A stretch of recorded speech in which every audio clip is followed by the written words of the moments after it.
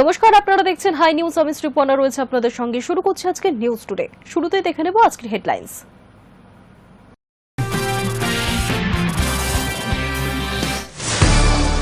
SFI Kolkata জেলা সভাপতি বর্ণনা মুখোপাধ্যায়কে তলব পুলিশের। 24 ঘন্টার মধ্যেই হাজিরা নির্দেশ। অন ডিউটি পুলিশ অফিসারকে চড় মারার অভিযোগ।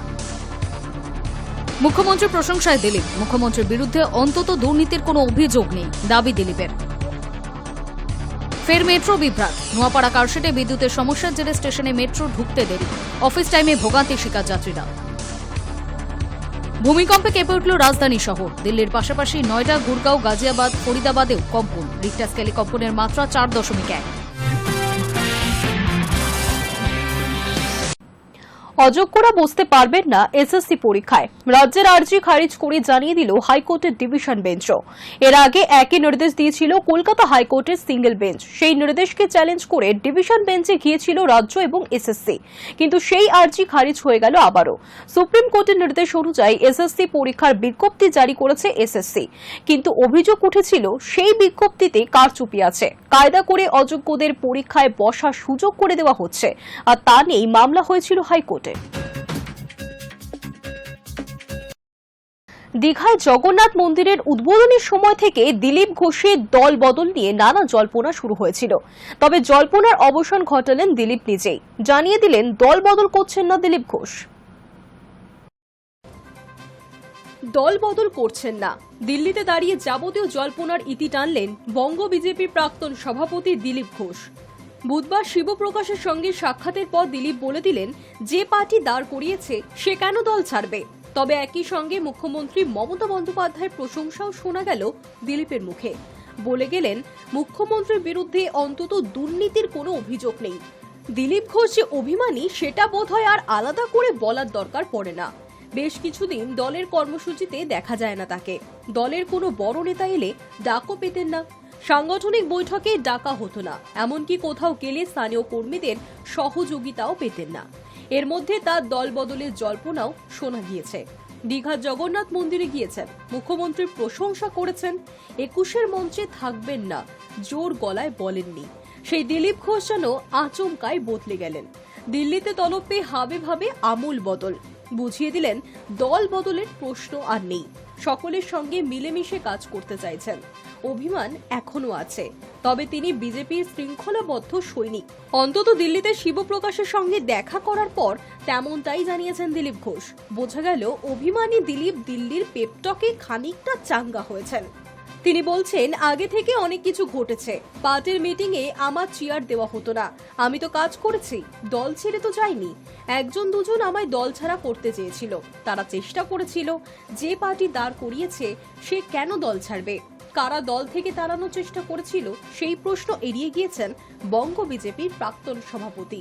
তবে ঘুরিয়ে শুভেন্দু সুকান্ত জুটিকে কটাক্ষ করতে ছাড়েননি দিলীপ ঘোষ। লোকসভায় তাকে মেদিনীপুর থেকে সরিয়ে দুর্গাপুরে পাঠানোর যে সিদ্ধান্ত নেওয়া হয়েছিল সেটা যে ঠিক নয় তাও মনে করিয়ে দিয়েছেন তিনি। কিছুদিন আগেই মুখ্যমন্ত্রীর প্রশংসা শোনা গিয়েছিল তার মুখে, তাতে তৃণমূলের যোগের জল্পনাও তৈরি হয়েছিল। সেই প্রসঙ্গে দিলীপ ঘোষের বক্তব্য, সবার প্রশংসা করি, কারোর বিরুদ্ধে বিনা কারণে কিছু বলতে দেখেছেন কিছু? প্রশংসা করব না কেন? প্রশংসা এই কারণে করেছি যে যারা তাকে নিয়ে এত বড় বড় কথা বলছে তাদের নামে কেস আছে। যাকে নিয়ে এত চর্চা তার নামে কেস নেই কেন? আর যার নামে কেস নেই, চোর ডাকাত বলে কেউ প্রমাণ করেনি, তার সঙ্গে যদি বসি আমি খারাপ হয়ে গেলাম? মুখ্যমন্ত্রীর প্রশংসা করায় দলীয় কর্মীরা কি অস্বস্তিতে পড়েছিল? দিলীপের জবাব, কর্মীরা নয়, কিছু লোক অস্বস্তিতে পড়েছিল।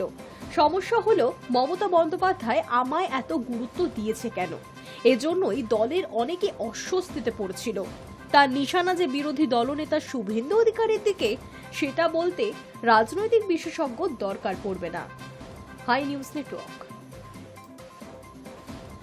রাজনৈতিক মিছিলে অনুমতি না মেলায় ফের হাইকোর্টের দ্বারস্থ বিজেপি। আগামী 13 জুলাই কাঁথিতে বিরোধী দলনেতা শুভেন্দু অধিকারীর নেতৃত্বে জনসভা, যার জন্য 5 জুলাই আবেদন জমা করেছিল পদ্ম শিবির। তবে অভিযোগ, এখনো পুলিশের তরফে অনুমতি দেওয়া হয়নি।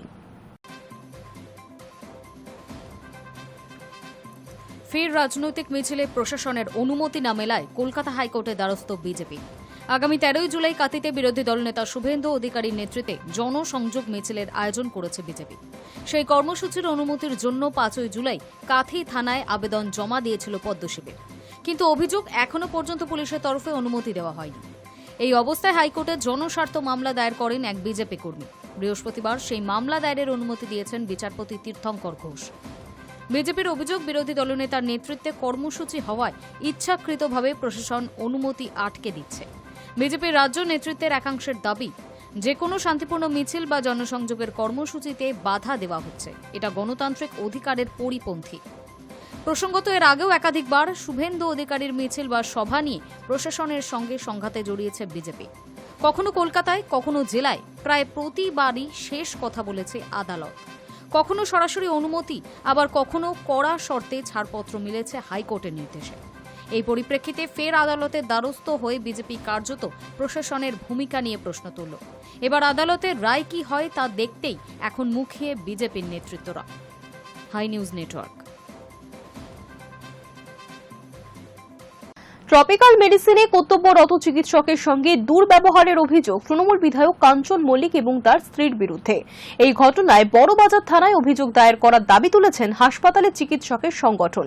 বৃহস্পতিবার এই নিয়ে হাসপাতালে গিয়ে ডিরেক্টরের সঙ্গে দেখা করেন মেডিকেল কলেজের in charge. Kolkata school of tropical মেডিসিনের কর্তব্যরত চিকিৎসকের সঙ্গে দুর্ব্যবহার করার অভিযোগ উঠেছে অভিনেতা তথা তৃণমূল বিধায়ক কাঞ্চন মল্লিক এবং তার স্ত্রী শ্রীময় মল্লিকের বিরুদ্ধে। এই ঘটনায় দুজনের বিরুদ্ধে বড়বাজার থানায় সরকারিভাবে অভিযোগ জানানোর দাবি তুলেছে ওই হাসপাতালে চিকিৎসকদের সংগঠন। এই নিয়ে বৃহস্পতিবার ট্রপিক্যাল মেডিসিনের ডিরেক্টরের কাছে স্মারকলিপি জমা দিতে চায় তারা। এই আবহে বৃহস্পতিবার হাসপাতালে গিয়ে ডিরেক্টরের সঙ্গে দেখা করেন মেডিকেল কলেজের ইনচার্জ। চিকিৎসকেরা স্মারকলিপিতে জানিয়েছেন, বুধবার 9 জুলাই ট্রপিক্যাল মেডিসিনের আউটডোরে এক চিকিৎসককে হেনস্থা করা হয়, আর তা করেছেন এক জনপ্রতিনিধি। ওপিডিতে এক গুরুতর অসুস্থ শিশুকে দেখছিলেন মেহবুবুর রহমান। সেই সময় অপেক্ষমান রোগীদের কাটিয়ে নিয়ম না মেনেই সেখানে ঢুকে পড়েন কাঞ্চন এবং তার স্ত্রী। তারা দাবি করেন তখনই তাদের আত্মীয় রক্তচাপ মাপতে হবে মেহবুবারকে, সেই সঙ্গে প্রেসক্রিপশনে মেটফরমিন লিখে দিতে হবে। স্মারকলিপিতে চিকিৎসকদের সংগঠন লিখেছে, মেহবুবুর যখন জানান যে তিনি ওই শিশুর চিকিৎসা করছেন, তখনই দুর্ব্যবহার শুরু করেন বিধায়ক এবং তার স্ত্রী। তারা চিকিৎসকের নাম এবং রেজিস্ট্রেশন নাম্বার জানতে চান, সেই সঙ্গে হুমকিও দেন। এই ঘটনা একেবারেই গ্রহণযোগ্য নয় বলে চিকিৎসকেরা স্মারকলিপিতে জানিয়েছেন। বিধায়কের এই আচরণের কারণে অপেক্ষমান রোগীদের মধ্যে আতঙ্কেরও সৃষ্টি হয়। রোগী চিকিৎসাতেও বিভ্রাট তৈরি হয়েছে বলেও জানিয়েছেন আরডিএ। নিজেদের বিরুদ্ধে এই অভিযোগ অবশ্য আগেই উড়িয়ে দিয়েছেন কাঞ্চন এবং শ্রীময়। শ্রীময় জানিয়েছেন, 10 দিন কলকাতার ট্রপিক্যাল মেডিসিন হাসপাতালে ভর্তি ছিলেন তার দিদা প্রভা রানী মণ্ডল চর্মরোগজনিত সমস্যার কারণে। তারপর সময় মতো ছাড়াও পেয়ে যান তিনি। বুধবার ফের চেক আপ করানোর জন্য দিদাকে নিয়ে হাসপাতালে গিয়েছেন শ্রীময় এবং স্বামী কাঞ্চন। তৃণমূল বিধায়ক বলেন, দিদি শাশুড়ির রক্তচাপ মাপার কথা বলেছিলাম আমি, তাতেই খুব রুড ভাবে জবাব দেন চিকিৎসক। আমায় বলেন আপনি আমায় নির্দেশ দিচ্ছেন, তাতে আমি সরি বলি। এই হাসপাতালে চিকিৎসকেরাই শ্রীময়ের দিদাকে সারিয়ে তুলেছিল। সেখানে ওই চিকিৎসকের কাছ থেকে এমন রূঢ় ব্যবহার পাবেন তিনি ভাবেননি। তাদের দাবি, বাকি 5 জনের মতো টিকিট কেটে লাইনে দাঁড়িয়ে ডাক্তার দেখানোর পরে এমন ঘটনা সত্যিই মেনে নেওয়া যায় না। Hi news network.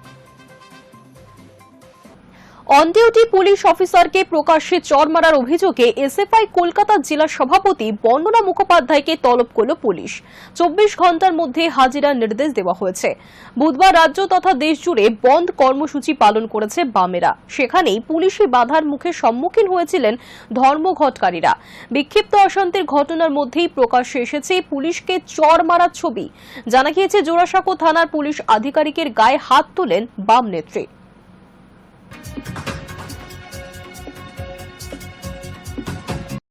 রাস্তার অবস্থা বেহাল, প্রশাসনকে জানিয়েও হয়নি কোনো লাভ। ভোট বয়কটের হুঁশিয়ারি দিয়ে প্রতিবাদে গ্রামবাসীরা।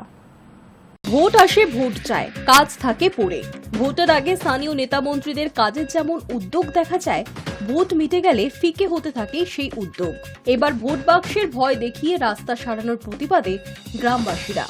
রোগী থেকে ছাত্রছাত্রী সাধারণ মানুষের যাতায়াতের অযোগ্য হয়ে উঠেছে পূর্ব মেদিনীপুর জেলার এগরা বিধানসভার সরিষা থেকে মিরকোদা পর্যন্ত রাস্তা। সেই রাস্তা সারানোর দাবিতে গ্রামবাসীরা রাস্তায় টায়ার জ্বালিয়ে বিক্ষোভ দেখান। দাবি পূরণ না হলে ভোট বয়কটের হুঁশিয়ারিও দিলেন। জানি এলাকায় শুরু হয়েছে রাজনৈতিক চাপানুতর। পূর্ব মেদিনীপুর জেলার এগরা বিধানসভার সরিষা থেকে মিরগোদা পর্যন্ত রাস্তা বেহাল। প্রায় 6 কিলোমিটার রাস্তার অবস্থা বৃষ্টিতে আরও খারাপ হয়েছে। খানা খন্দে ভরে রাস্তা, ফলে চরম সমস্যায় পড়েছেন স্থানীয় বাসিন্দারা। প্রত্যেক দিনই দুর্ঘটনা ঘটছে সেখান থেকে যাতায়াতের সময়। স্কুল ছাত্রী, অফিস যাত্রী, এমনকি রোগীরাও রাস্তায় পড়ে গিয়ে আহত হচ্ছেন। পরিস্থিতি এতটাই খারাপ যে রাতে অ্যাম্বুলেন্স ডাকলেও কেউ আসতে চায় না। ঘটনার কথা বারংবার প্রশাসনকে জানালেও কোনো সুরাহা হয়নি বলে অভিযোগ এলাকাবাসীর। এটা রাস্তা তো পুকুরও ছাড়ুন, মানে নদীও মানে বলা ভুল হবে আমার ছাড়ুন। যা অবস্থা, বাচ্চাদের স্কুল যাওয়া বা বাচ্চা মানে বাড়ি থেকে বেরোনো মুশকিল এখন অবস্থায়। কাজ অনেকবার বলা হয়েছে, কোনো কাজ হয়নি এই রাস্তায়। অনেকবার মানে দেখানো হয়েছে, ভিডিও করে পাঠানো হয়েছে, তাও কোনো কাজ হয়নি। এই রাস্তার বিষয় নিয়ে এলাকার বিজেপি এবং তৃণমূলের মধ্যে শুরু হয়েছে চাপানুতর। Hi news network. দুর্গাপুজোয় আনন্দের পাশাপাশি কলকাতার বড় বড় ক্লাবের টার্গেট থাকে থিম এবং মূর্তি নিয়ে। সেই টার্গেটের দৌড়ে এবার গ্রামাঞ্চলের পুজো। বৃষ্টিকে উপেক্ষা করে শুরু হলো বিশ্বের সবথেকে বড় দুর্গা মূর্তি তৈরির। বাঙালির শ্রেষ্ঠ উৎসব দুর্গাপুজো। আর মাত্র 2 মাসের মতো বাকি দুর্গাপুজোর, কিন্তু তার আগেই বাংলায় শুরু হয়েছে বৃষ্টি। আর সেই বৃষ্টিকে উপেক্ষা করেই কাজ শুরু হলো বিশ্বের সবথেকে বড় দুর্গা মূর্তি তৈরির। গতবার প্রশাসনিক নিয়মে পুজো বন্ধ হলেও এবারের শারদ উৎসবে বিশ্ব মানচিত্রে নদিয়াকে তুলে ধরতে বিশ্বের সবথেকে বড় দুর্গা তৈরি করতে আরও এক ধাপ পা এগিয়ে গেল নদিয়ার রানাঘাট কামালপুর অভিযান সংঘ। গতবার থেকে তোড়জোড় ছিল বিশ্বের সবথেকে বড় দুর্গা তৈরি করে মাতৃবন্দনায় ব্রতী হওয়ার। তবে প্রশাসনিক নিয়মে বন্ধ হয়ে যায় নদিয়ার রানাঘাট ধানতলা কামালপুর অভিযান সংঘের মাতৃবন্দনা। কাঠামো প্রস্তুত ছিলই, আর এবার কিছুদিন আগেই খুঁটি পুজোর মধ্য দিয়ে প্রশাসনিক নিয়মকে মান্যতা দিয়ে পুজো করতে উদ্যোগী হয়েছে কামালপুর অভিযান সংঘ। বৃষ্টিকে উপেক্ষা করেই বাংলার গ্রামাঞ্চলের নাম বিশ্ব দরবারে তুলে ধরতে এবং বিশ্বের সবথেকে বড় দুর্গা তৈরি করতে মৃৎশিল্পীদের সঙ্গে নিয়েই শুরু হলো প্রতিমা বানানোর কাজ। 55তম বর্ষে এলাকার সাধারণ মানুষ এবং সমস্ত ক্লাব বারোয়ারিকে সঙ্গে নিয়ে বিগ বাজেটের পুজো হিসেবে পথ চলা শুরু করল কামালপুর অভিযান সংঘ। এই বিষয়ে পুজো উদ্যোক্তা থেকে শুরু করে শিল্পীরা সকলেই খুশি। তাদের কথাই এবারের শহরের বিগ বাজেটের পুজোগুলিকে টেক্কা দেবে গ্রামাঞ্চলের কামালপুর অভিযান সংঘের সবথেকে বড় দুর্গা। High news network. সবকিছু ঠিক থাকলে চলতি বছরের শেষেই বিহারে বিধানসভা নির্বাচন, আর তার আগেই ভোটার তালিকা সংশোধনের কাজ শুরু করছে নির্বাচন কমিশন। কিন্তু সেই তালিকাকে ঘিরেই উঠছে বিস্তর প্রশ্ন। এবার নির্বাচন কমিশনের গাফিলতির বিরুদ্ধে সরব হল তৃণমূল কংগ্রেস।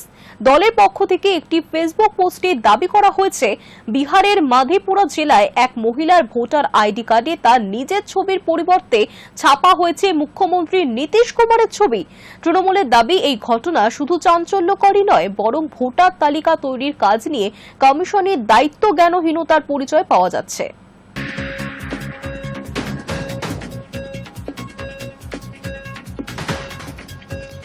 সাত সকালে কেঁপে উঠল রাজধানী শহর। দিল্লির পাশাপাশি নয়ডা, গুরগাঁও, গাজিয়াবাদ, ফরিদাবাদেও কম্পন অনুভূত হয়েছে। রিক্টার স্কেলে কম্পনের মাত্রা 4.1। ক্ষয়ক্ষতির খবর এখনো পাওয়া যায়নি। বৃহস্পতিবার সকাল 9:04 নাগাদ জোরালো ভূমিকম্পে কেঁপে ওঠে দিল্লি এবং তার পার্শ্ববর্তী অঞ্চল। জাতীয় ভূমিকম্পন পরিমাপ কেন্দ্রে বা ন্যাশনাল সেন্টার ফর সিসমোলজির তথ্য অনুযায়ী এই ভূমিকম্পের কেন্দ্রস্থল ছিল হরিয়ানার ঝাজ্জর জেলার মাটি থেকে মাত্র 10 কিলোমিটার গভীরে। রিক্টার স্কেলে কম্পনের মাত্রা 4.1। দিল্লির পাশাপাশি কম্পন অনুভূত হয়েছে নয়ডা, গুরগাঁও, গাজিয়াবাদ এবং ফরিদাবাদেও। তবে এখনো পর্যন্ত কোনো ক্ষয়ক্ষতির খবর মেলেনি। কম্পন অনুভূত হয়েছে হরিয়ানার সোনিপত, রোহতক এবং হিসারেও। ভূমিকম্প অনুভূত হওয়ার কিছুক্ষণের মধ্যেই বিষয়টি নিয়ে সমাজ মাধ্যমে পোস্ট করতে দেখা যায় বহু মানুষকে। আতঙ্কে বাড়ির বাইরে বেরিয়ে আসেন বাসিন্দারা। দিল্লি এবং গুরগাঁওয়ে প্রচুর অফিস রয়েছে। ভূমিকম্পের সময় সেই অফিসগুলির কম্পিউটার কাঁপতে শুরু করেছিল বলেই জানা গিয়েছে। প্রসঙ্গত, গত ফেব্রুয়ারি মাসেও ভূমিকম্পের কবলে পড়েছিল দিল্লি। সেই সময় তীব্রতা ছিল 4। তখনও কোনো ক্ষয়ক্ষতি হয়নি। ভূবিজ্ঞানীদের মতে ভৌগোলিক অবস্থানের কারণে দিল্লিতে ভূমিকম্প অস্বাভাবিক নয়। Hi news network.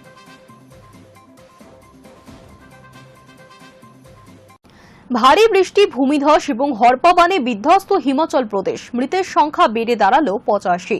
নিখোঁজ বহু। গত 20 জুন থেকে শুরু হওয়া বৃষ্টির জেরে ভয়ঙ্কর পরিস্থিতি তৈরি হয়েছে উত্তরের পাহাড়ি হিমাচল প্রদেশে। যুদ্ধকালীন তৎপরতায় চলছে উদ্ধার কাজ। গত কয়েকদিন টানা বৃষ্টিতে সবচেয়ে বেশি ক্ষতিগ্রস্ত হয়েছে মান্ডি জেলা। হিমাচল প্রদেশের বিভিন্ন জায়গায় ইতিমধ্যেই লাল সতর্কতা জারি করেছে মৌসুম ভবন। চলবে বৃষ্টিপাতও, ফলে আগামী দিনে হিমাচল প্রদেশে বিপদ আরও বাড়বে বলেই মনে করছে বিশেষজ্ঞরা। পাহাড়ি এই রাজ্যে এখনো পর্যন্ত প্রায় 800 কোটি টাকার সম্পত্তি ক্ষতিগ্রস্ত হয়েছে বলে সূত্রের খবর। ভূমিধসের জেরে অবরুদ্ধ হয়ে পড়েছে হিমাচলের বহু রাস্তাঘাট, ফলে আটকে পড়েছেন বহু পর্যটক। প্রবল বৃষ্টিতে ভেসে গিয়েছে 300রও বেশি গবাদি পশু, ভেঙেছে বহু ঘরবাড়িও, অকেজ হয়ে গিয়েছে রাজ্যের 500রও বেশি বৈদ্যুতিক ট্রান্সফরমার।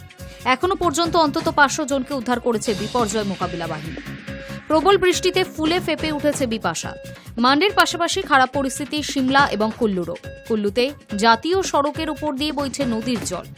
জাতীয় বিপর্যয় মোকাবিলা বাহিনীর একাধিক দল রাজ্যের বিভিন্ন জায়গায় মোতায়েন করা হয়েছে। উদ্ধার কাজে হাত লাগিয়েছে রাজ্য বিপর্যয় মোকাবিলা বাহিনী, কিন্তু টানা বৃষ্টিতে সেই উদ্ধার কাজও ব্যাহত হচ্ছে। তার মধ্যে আগামী কয়েকদিন পাহাড়ি রাজ্যে ভারী বৃষ্টির সতর্কতা জারি করেছে মৌসুম ভবন। Hi news network.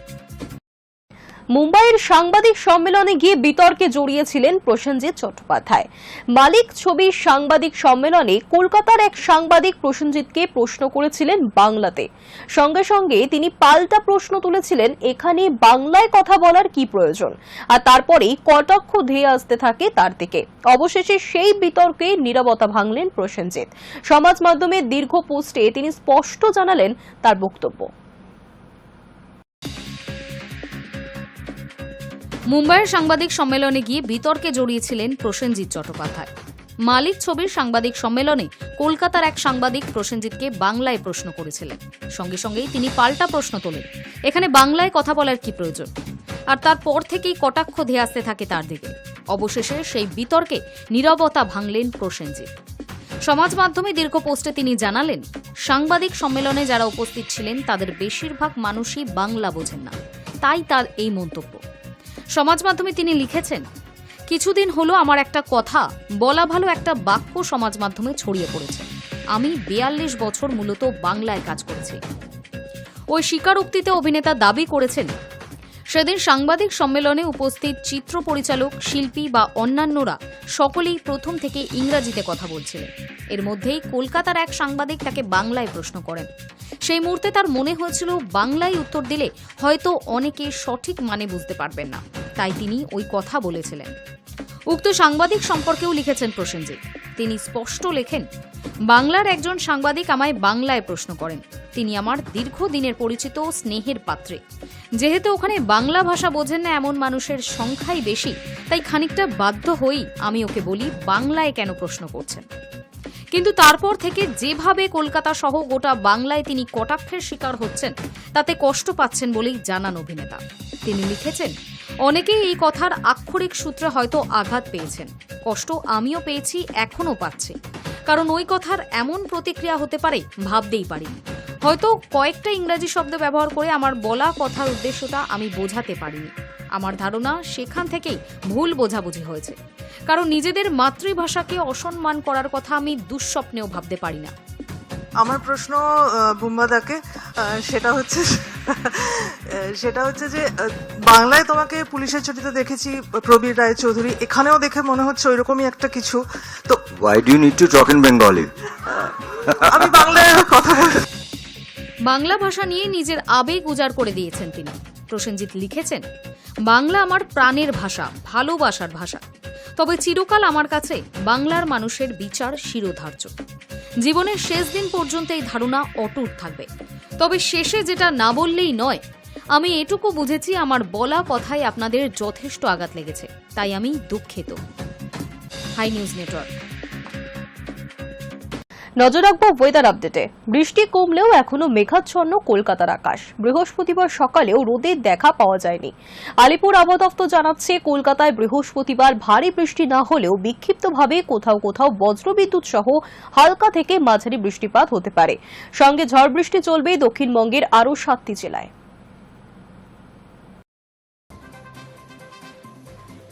বৃষ্টি কমলেও এখনও মেঘাচ্ছন্ন কলকাতার আকাশ।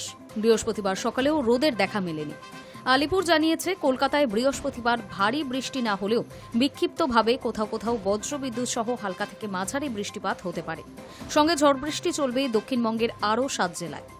হাওয়া অফিস জানিয়েছে, গত 24 ঘণ্টায় দক্ষিণবঙ্গে বৃষ্টি কমেছে। বৃহস্পতিবারও উত্তর 24 পরগনা, দক্ষিণ 24 পরগনা, 2 মেদিনীপুর, পুরুলিয়া, ঝাড়গ্রাম এবং বাঁকুড়ায় বজ্রবিদ্যুৎ সহ ঝড় বৃষ্টি হতে পারে। এছাড়া সপ্তাহভর দক্ষিণবঙ্গের সব জেলাতেই হালকা থেকে মাঝারি বৃষ্টি চলবে। ভিজবে কলকাতাও। আগামী সোমবার 2 24 পরগনায় ফের ভারী বৃষ্টি হতে পারে। তার আগে দক্ষিণবঙ্গে আবহাওয়ার বিশেষ উন্নতি হওয়ার সম্ভাবনা নেই। উত্তরবঙ্গেও গত 24 ঘণ্টায় সেরকম ভারী বৃষ্টি হয়নি। দার্জিলিংয়ে 23.2 মিলিমিটার, কালিম্পংয়ে 31 মিলিমিটার এবং কোচবিহারে 24.5 মিলিমিটার বৃষ্টি হয়েছে। এছাড়া উত্তরের বাকি জেলাগুলিতে সামান্যই বৃষ্টি হয়েছে। তবে আলিপুর জানিয়েছে, রবিবার ফের ভারী বৃষ্টি শুরু হতে পারে উত্তরবঙ্গে। ওই দিন জলপাইগুড়ি ও আলিপুরদুয়ারে ভারী বৃষ্টির পূর্বাভাস রয়েছে। বৃহস্পতিবার কলকাতার সর্বনিম্ন তাপমাত্রা ছিল 25.1 ডিগ্রি সেলসিয়াস, স্বাভাবিকের থেকে 1.8 ডিগ্রি কম।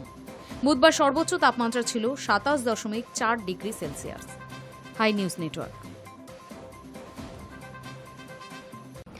11 বছরের লিভ ইন সম্পর্কে থাকার পর 2021 সালে 7 পাকে বাধা পড়েছিলেন রাজকুমার রাও এবং পত্রলেখা পাল। এবার সোশ্যাল মিডিয়ায় একটি পোস্টের মাধ্যমে রাজকুমার পত্রলেখা জানিয়েছেন তাদের সন্তান আসছে। সঙ্গে একগুচ্ছ ভালোবাসার ইমোজি জুড়ে দিয়েছেন তারকা দম্পতি। 11 বছর লিভ ইন সম্পর্কে থাকার পর 2021 সালে 7 পাকে বাধা পড়েছিলেন রাজকুমার রাও ও পত্রলেখা পাল। তাদের বিয়েতে অভিজাত্যে পরিপূর্ণ বাঙালিয়ানার ছোঁয়া দেখে অনেকেই প্রশংসা করেছিলেন।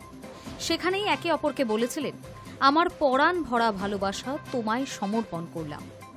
এবার বিয়ের 3.5 বছর বাদে মা বাবা হওয়ার সুখবর শোনালেন তারকা দম্পতি। খবর প্রকাশ্যে আসতেই ভালোবাসা ও শুভেচ্ছায় ভরিয়ে দিয়েছেন বলিউডের সহকর্মীরা। সোশ্যাল মিডিয়ায় একটি পোস্ট শেয়ার করে রাজকুমার পত্রলেখা জানিয়েছেন, সন্তান আসছে।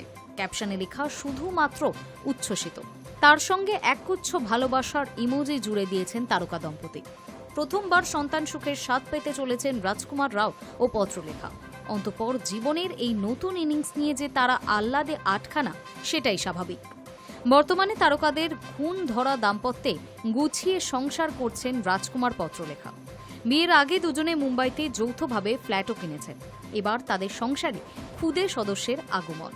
তারকা দম্পতির মা বাবা হওয়ার খবরে শুভেচ্ছা জানিয়েছেন ফারাহ খান, কিয়ারা আডবাণী, হুমা কুরেশি, ভারতী সিং, তৃপ্তি ডিমরি, সোহা আলী খান পদৌতি, ভামিকা গব্বি, নেহা ধুপিয়া সহ বলিউডের আরও অনেক তারকা। হবু মা বাবাকে ভালোবাসায় ভরিয়ে দিয়েছেন তারা। 1 দশক আগে পত্রলেখার সঙ্গে রাজকুমারের আলাপ। সময়ের সঙ্গে সঙ্গে তাদের বন্ধুত্ব আরও গাঢ় হয়েছে। লিভ ইন সম্পর্কে থাকা শুরু করেন তারা। রাজকুমার একাধিক সাক্ষাৎকারে বলেছেন, প্রথমবার এক বিজ্ঞাপনে পত্রলেখাকে দেখেই পছন্দ হয়ে গিয়েছিল তার। পরবর্তীতে সেই বন্ধুত্ব প্রেমে পরিণত হয় 2014 সালে, যখন দুজনে একসঙ্গে সিটি লাইটস সিনেমায় অভিনয় করেছিলেন। 2021 সালের অক্টোবর মাসে পত্রলেখাকে এক পার্টিতে ঘনিষ্ঠ মহলের সামনেই বিয়ের জন্য প্রস্তাব দেন রাজকুমার। আর তার ঠিক 1 মাসের মাথাতেই নভেম্বর মাসে 7 পাকে বাধা পড়েন তারা। অভিনেতা আবার বাঙালি স্ত্রীর থেকে বাংলা ভাষা বলাও শিখেছেন। সম্প্রতি মালিকের ট্রেলার লঞ্চের অনুষ্ঠানে তার প্রমাণও দিয়েছেন তিনি। Hi news network.